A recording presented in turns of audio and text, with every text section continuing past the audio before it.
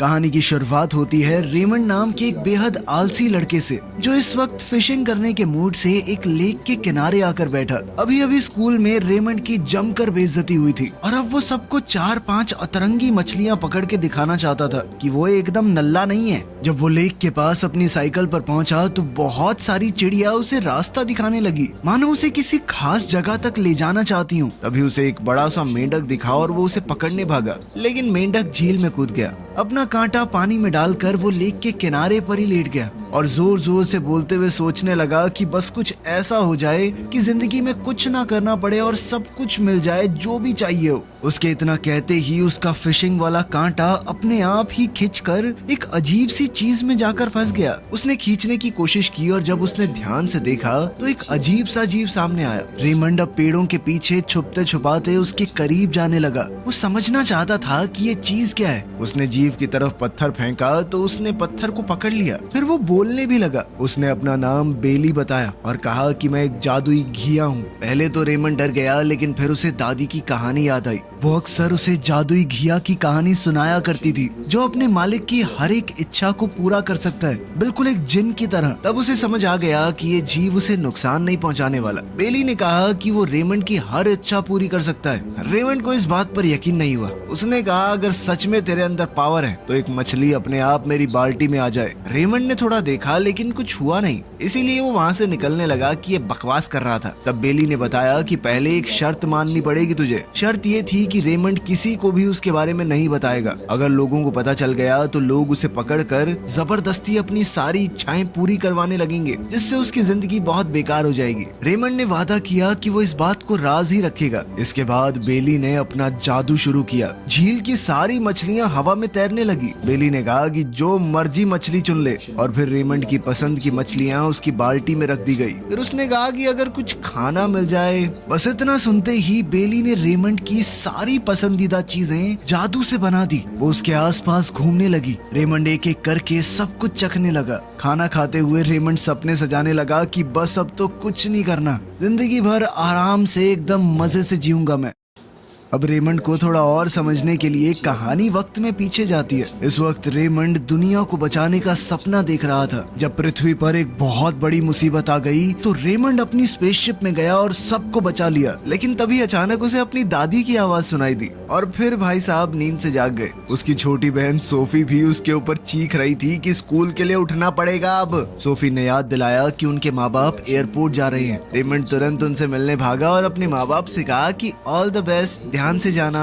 माँ ने कहा कि चलो जाने से पहले तुमसे मिलना तो हुआ, लेकिन पापा ने सख्ती से कहा कि स्कूल के लिए लेट हो जाओगे, जल्दी निकलो। इसके बाद वो स्कूल के लिए निकल गया और रास्ते में अपने दोस्तों से मिला। तब सूजी ने उससे पूछा कि तुमने मैथ्स के टेस्ट की तैयारी की है। रेमंड भाई साहब को तो तब टेस्ट के बारे में याद आया। अब वो बस यही सोच रहा था कि भगवान करे टीचर मुझे बुलाए ही ना, लेकिन क्लास में टीचर ने सबसे पहले उसे ही बोर्ड पर बुलाया। रेमंड ने सच बताया कि मैम मैं तैयारी नहीं कर पाया, मैं अपने मम्मी पापा की मदद कर रहा था, वो जा रहे थे कहीं पे। लेकिन इस बात से टीचर को फर्क नहीं पड़ा। उसने पूरी क्लास के सामने रेमंड को सजा दी ताकि सभी बच्चों को समझ आए कि बिना पढ़े आने का नतीजा क्या होता है। ये पहली बार नहीं था। रेमंड अक्सर पढ़ाई को नजरअंदाज ही करता था, इसीलिए उसके नंबर भी कम आते थे। क्लास के बोर्ड पर भी उसके नाम के आगे बस 1 स्टार लगा हुआ था, लेकिन रेमंड खुश था कि चलो 1 स्टार तो है मेरे पास। वो ज्यादातर समय उल जलूल सपने देखने में बिताता। उसने अपने दोस्तों को अपना साइंस प्रोजेक्ट के लिए बनाया हुआ रॉकेट का डिजाइन दिखाया, लेकिन जॉन ने उसका मजाक उड़ाया और कहा कि ऐसा रॉकेट बनाना बहुत मुश्किल है। ये सुनकर रेमंड उदास हो गया और वहाँ से चला गया।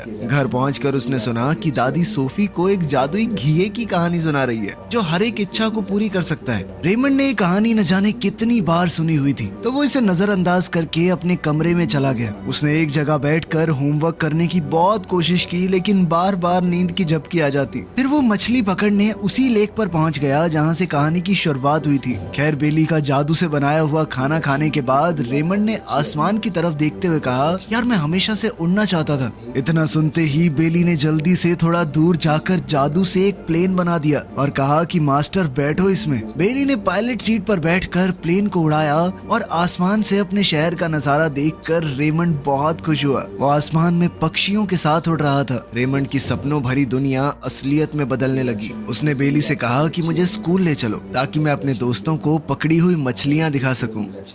स्कूल पहुंचकर उसने शॉन और डैन को मछलियां दिखाई। दोनों बहुत इम्प्रेस हो गए। उसने मछलियां प्रोफेसर लू को भी दिखाई और फिर घर लाकर एक्वेरियम में रख दी। घर पर वो बेली से बात कर रहा था कि तभी सोफी कमरे में आ गई। उसने पूछा कि वो किससे बात कर रहा है। रेमंड ने तुरंत बहाना बना दिया कि तू तो मुझे जानती है, मैं अजीब सा हूँ, खुद से ही बात कर रहा था। लेकिन सोफी नहीं मानी और वो कमरे में उस जीव को ढूंढने लगी।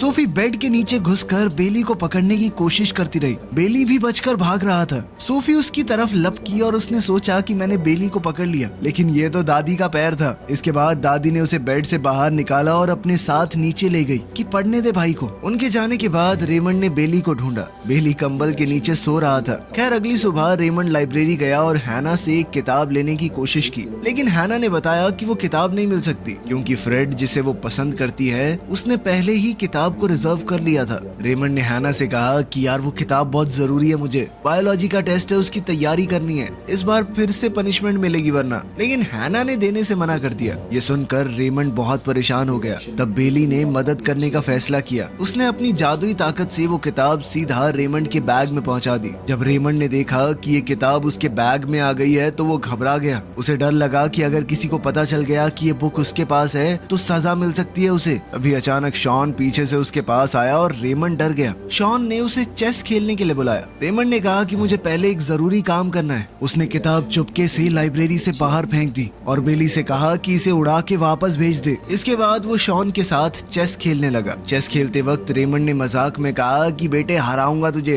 तेरा राजा रानी सब खा जाऊंगा मैं, ये देख मेरा हाथी। लेकिन बेली को लगा कि वो सच में राजा रानी वो सब खाना चाहता है और उसकी इच्छा पूरी कर दी। अचानक से रेमंड ने सच में चेस के सारे पीस निकल लिए। अब वो तुरंत बाहर भागा ताकि उन्हें निकाल सके। इसी दौरान उसने देखा कि साइंस की किताब हवा में उड़ रही है। वो उसे पकड़ने के लिए पीछे भागा लेकिन पकड़ नहीं पाया। तब बेली ने उड़ने वाली टोपी का इस्तेमाल किया ताकि किताब का पीछा कर सके, लेकिन दोनों सीधे फिटनेस रूम के स्विमिंग पूल में गिर गए। जब रेमंड वहां पहुंचा तो उसने बिना सोचे पानी में छलांग लगा दी और किताब का पीछा करके उसे पकड़ लिया। कोच ने देखा कि रेमंड बहुत तेज तैर रहा है। उसकी रफ्तार देखकर वो बहुत इम्प्रेस हुआ। उसने रेमंड को अपनी स्विमिंग टीम में शामिल होने का ऑफर दिया क्योंकि टीम में जगह खाली थी और कुछ हफ्तों बाद कंपटीशन होने वाला है। रेमंड ने तुरंत हाँ कर दी। पूल के पास कपड़े सूखने का इंतजार करते वक्त रेमंड सोचने लगा कि क्या उसकी टीम स्विमिंग चैंपियनशिप जीत पाएगी। बेली ने तुरंत कहा कि जब तक वो साथ में है रेमंड हमेशा जीतेगा। रात को जब रेमंड सो रहा था बेली ने उसका कमरा साफ कर दिया। उसके गंदे कपड़े टोकरी में रख दिए, साफ कपड़े अलमारी में रख दिए और स्कूल का सामान भी ठीक से सेट कर दिया। सब कुछ ठीक करने के बाद बेली आराम करने चला गया। अगली सुबह उसने रेमंड को जल्दी उठा दिया ताकि वो स्कूल के लिए लेट ना हो जाए। जब दादी ने देखा कि रेमंड बिना जगाए नाश्ता कर रहा है तो वो बहुत खुश हुई। उन्हें लगा कि रेमंड सुधरने लगा है। पहली बार रेमंड को स्कूल के लिए जल्दबाजी नहीं करनी पड़ी। उस दिन गर्मी बहुत ज्यादा थी तो बेली को लगा कि कुछ करना पड़ेगा, तो वो खुद ब खुद साइकिल को चलाने लगा ताकि रेमंड बिना पसीना आए स्कूल पहुंच सके। बेली की मदद से धीरे धीरे रेमंड क्लास में अच्छा करने लगा और प्रोफेसर लियू भी उसकी प्रोग्रेस से काफी इम्प्रेस हुई। वो एक बेहतर स्टूडेंट बनने लगा। धीरे धीरे टेस्ट के अंदर उसके नंबर भी सुधरने लगे। स्विमिंग प्रैक्टिस में भी बेली ने छुपकर उसकी मदद की। वो पानी के नीचे रहकर रेमंड को तेज तैरने में सहारा देता। जब रेमंड ने रिकॉर्ड टाइम में प्रैक्टिस पूरी कर ली तो कोच को यकीन ही नहीं हुआ। उसने रेमंड की बहुत तारीफ की।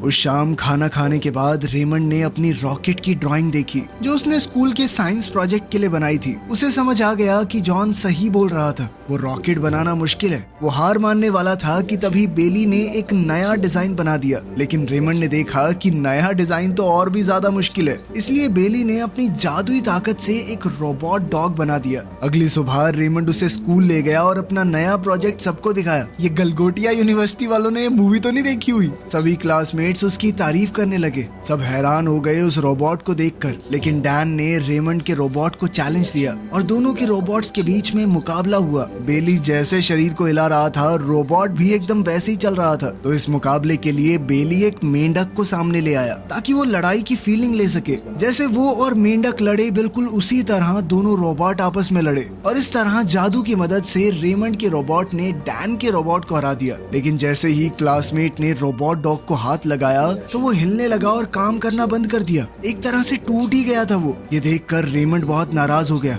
उसने बेली से कहा कि इतना कमजोर रोबोट कौन बनाता है और उसे जल्दी से रोबोट को ठीक करने को कहा। बाद में घर लौटते वक्त दोनों एक खिलौनों की दुकान के सामने से गुजरे। दोनों ने सोचा कि अंदर जाके देखते हैं क्या खास है। जैसे ही रेमंड अंदर गया उसकी आंखें चमक उठी। वहाँ रिमोट से चलने वाले हेलीकॉप्टर और बहुत ही अजीबोगरीब नई तरह के रोबोट थे। रेमंड इतना खुश हुआ कि अपनी एक्साइटमेंट को रोक ही नहीं पाया। तभी अचानक उसका सामना डैन से हुआ। डैन ने कहा कि मैंने तुम्हें दुकान में जाते हुए देखा था, इसीलिए वो भी उसके पीछे आ गया। उसने रेमंड पर इल्जाम लगाया कि तुमने वो रोबोट डॉग कहीं से खरीदा है ना, तुमने खुद नहीं बनाया, राइट? रेमंड को उसके सवालों से बचना मुश्किल लगने लगा, इसीलिए वो तुरंत दुकान से भाग गया। रेमंड को परेशान देखकर बेली ने सोचा कि वो अपने मालिक को खुश करेगा। उसने अपनी जादुई शक्तियों से दुकान के सारे खिलौनों को जिंदा कर दिया और उन्हें रेमंड के घर जाने का हुक्म दिया। जब तक दुकान का मालिक समझ पाता तब तक सारे खिलौने वहाँ से गायब हो चुके थे। खैर, घर लौटने से पहले रेमंड और डैन ने सोचा कि वो डायनासोर वाली फिल्म देखेंगे, लेकिन जब वो सिनेमा पहुंचे तो पता चला कि सारी टिकट बिक चुकी हैं। रेमंड फिर भी जिद पर अड़ा रहा कि वो फिल्म देखेगा। तब बेली ने अपनी जादुई शक्ति से रेमंड को सीधा स्क्रीन के अंदर ही पहुंचा दिया। अंदर जाते ही रेमंड को समझ आ गया कि उससे बड़ी गलती हो गई है। एक बड़ा सा टीरेक्स डायनासोर उसके पीछे दौड़ पड़ा। बाहर बैठे लोग उसे देखकर हंसने लगे। बेली सीढ़ियों पर बैठकर ये सब कुछ देख रहा था। रेमंड भागता हुआ स्क्रीन से बाहर निकलने की कोशिश कर रहा था, लेकिन डायनासोर ने उसे पकड़ लिया और खाने ही वाला था कि तभी बेली अपने छोटे जहाज के साथ स्क्रीन के अंदर घुसा और डायनासोर पर हमला कर दिया। उसने उसे हराकर पेट्रोल बनने के लिए छोड़ दिया। इससे सिनेमा देखने आए लोगों का मजा भी खराब हो गया। खैर, घर लौटते वक्त रेमंड बहुत गुस्सा हुआ। उसने बेली से कहा कि मेरी मदद करते करते तुम मुझे मुश्किलों में डाल देते हो, लेकिन असली मुश्किल तो अभी बाकी थी। रेमंड साइकिल चला रहा था, तब उसने पीछे से आवाज सुनी। जब उसने मुड़कर देखा तो उसकी आंखें खुली की खुली रह गई। बहुत सारे खिलौने उसकी तरफ तेज रफ्तार से बढ़ रहे थे। घबराकर वो जल्दी से घर पहुंचा। उसने देखा कि सारे खिलौने उसके कमरे की तरफ बढ़ रहे हैं। तब उसे पता चला कि उसके मम्मी पापा भी सफर से वापस आने वाले थे। डर के मारे उसने तुरंत बेली से कहा कि सभी खिलौनों को वापस दुकान पे भेज दो। अच्छी बात ये रही कि बेली ने समय पर सब कुछ ठीक कर दिया और मम्मी पापा को कुछ पता नहीं चला, वरना तो उसके चैंटे ही चैंटे थे कि खिलौने कहाँ से आए ये।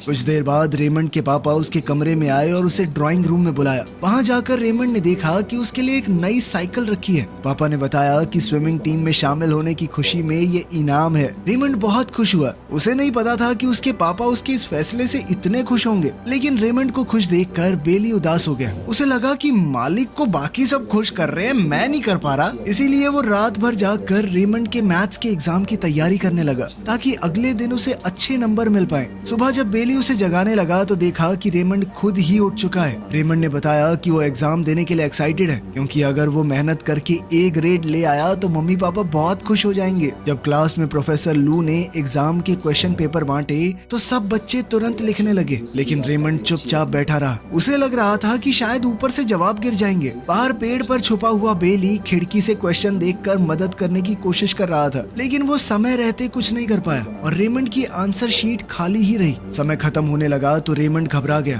तब उसने देखा कि सूजी लगभग सारे क्वेश्चन कर चुकी है। बेली ने जादुई शक्ति से सूजी के जवाब रेमंड की कॉपी पर पहुंचा दिए और सूजी की शीट खाली हो गई। जब सूजी ने अपनी खाली कॉपी दी तो प्रोफेसर लू को शक हुआ। फिर जब उन्होंने रेमंड की कॉपी देखी तो उस पर सूजी का नाम लिखा हुआ था, क्योंकि आंसर्स के साथ साथ नाम भी कॉपी हो गया। तब सच सबके सामने आ गया। सूजी अपने दोस्त से बहुत ज्यादा नाराज हो गई, क्योंकि उसने उसकी मेहनत चुराने की कोशिश की थी। इससे पहले कि टीचर रेमंड को पनिशमेंट देती, वो वहाँ से भागकर सीधा तालाब की तरफ चला गया। थोड़ी देर बाद बेली वहाँ पहुँचा। रेमंड ने गुस्से में कहा कि सारी गलती तुम्हारी है। उसने गुस्से में कहा कि तुझे पका के खा जाऊंगा मैं, घिया।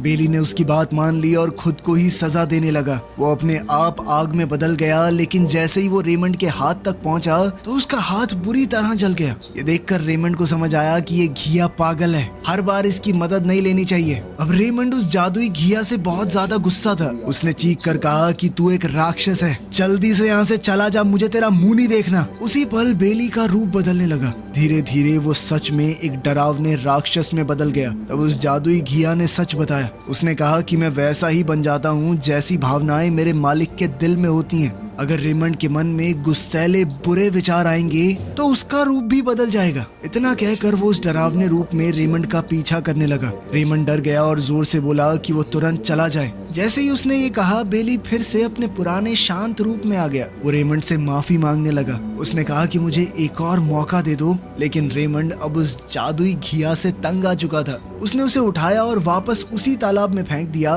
जहां वो उसे पहली बार मिला था। कुछ ही देर बाद रेमंड की टीचर और उसके दोस्त उसे ढूंढते हुए वहां पहुंच गए। सब लोगों को उसकी चिंता हो रही थी। मिस लू उसे तुरंत स्कूल के डॉक्टर रूम में ले गई और उसके जले हुए हाथ की मरहम पट्टी की। साथ ही उसने उसे समझाया कि जिंदगी में जो भी चाहिए मेहनत से मिलता है। चीटिंग करना गलत बात है और उसका रिजल्ट हमेशा बुरा ही होगा। जब रेमंड बाहर आया तो उसने देखा कि उसके दोस्त बाहर खड़े उसका इंतजार कर रहे हैं। उसने तुरंत सूजी से भी माफी मांगी। सूजी ने उसे माफ कर दिया और कहा कि आने वाले एग्जाम्स के लिए मैं तुम्हारी तैयारी करवाऊंगी। अच्छे नंबर आएंगे तुम्हारे, चिंता मत करो। अब स्विमिंग कंपटीशन बस कुछ ही हफ्तों दूर था। रेमंड हर दिन लगातार प्रैक्टिस करने लगा ताकि अपनी टीम को जितवा सके। धीरे धीरे वो एक मजबूत और तेज स्विमर बन गया। जल्द ही वो अपनी टीम के सबसे बेहतर खिलाड़ियों में शामिल हो गया। इन सब घटनाओं के बाद भी बेली अपने मालिक को छोड़ नहीं पाया। वो अपने मालिक की चिंता करता रहा। वो चुपचाप दूर से रेमंड को देखता था। रेमंड को उसके होने का पता भी नहीं चला। बेली उसकी लगन देखकर बहुत खुश था और उसे अपने मालिक पर गर्व महसूस हुआ। एक महीना बीत गया और आखिरकार कंपटीशन का दिन आ ही गया। रेमंड की टीम अब बहुत मुश्किल में है। हार और जीत का फैसला रेमंड ही करेगा। अगर वो तेज तैरा तो टीम जीत सकती है। अपने साथियों और परिवार की आवाज सुनकर रेमंड ने पूरी जान लगा दी। आखिर में उनकी टीम जीत भी गई। इसके तुरंत बाद रेमंड सीधा तालाब की तरफ दौड़ा। वो बेली को अपना प्राइज दिखाना चाहता था, ये सोचकर कि बेली ने उसे जिताया जादू से। लेकिन वहां पहुंचकर उसे पता चला कि बेली तो कंपटीशन में कहीं आया ही नहीं, क्योंकि रेमंड ने बेली को कह दिया था कि मुझे तुम्हारी मदद नहीं चाहिए। तब रेमंड को समझ आया कि मैं तो अपनी मेहनत से जीता हूँ। वो खुद से ही बहुत ज्यादा इंप्रेस हो गया। तब बेली सामने आया। उसने प्यार से कहा कि अब आपको मेरी मदद की जरूरत नहीं है। अब वो सब कुछ खुद कर सकता है। अब समय आ गया था कि वो किसी और बच्चे की इच्छाओं को पूरा करे। बेली अब एक पक्षी की पीठ पर चढ़कर वहाँ से निकल गया। जाने से पहले उसने आखिरी बार कहा कि किसी को भी मेरा राज मत बताना। कुछ वक्त बाद रेमंड नींद से उठा और उसने आसमान की तरफ देखा। वहाँ एक बादल था जो बिल्कुल बेली जैसा लग रहा था। उस पल में उसके मन में सवाल आया कि मैंने जो कुछ भी देखा वो सपना था या हकीकत। लेकिन फिर उसने सोच लिया कि सपना था या हकीकत ये जरूरी नहीं है। उसने जो सीखा है कि मेहनत और ईमानदारी से जिंदगी जीनी है वो ज्यादा जरूरी है। वीडियो पसंद आई तो लाइक कर देना, चैनल को सब्सक्राइब कर लेना। मिलते हैं अगली वीडियो में।